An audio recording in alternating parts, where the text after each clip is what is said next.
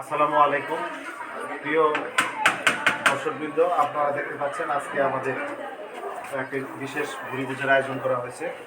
ভুরিভোজের আয়োজক সৈয়দ মোহাম্মদ মাহবুব জাবেরি হুজুর আজকে আমাদের হায়দ্রাবাদ তাহেরে আরএম কামিল মাদ্রাসা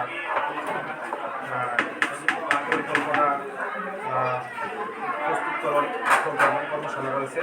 সেই কর্মশালায় আপ্যায়নের জন্য আমাদের জনাব মৌলানা মোহাম্মদ নুমান সাহেব আব্দুল্লাহ নুমান সাহেব দারুণ একটি খিচুড়ি ভোজের আয়োজন করেছেন।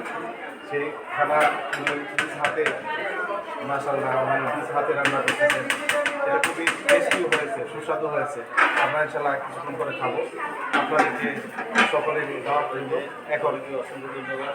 সবাইকে অসংখ্য ধন্যবাদ। এখন হুজুরকে একটু আলোচনা করার জন্য আলোচনা আমরা এখন করবো না, আমরা এখন নামাজে যাবো। নামাজ আমাদের জামাত আর কয়েক মিনিট সময় আছে, হবে সব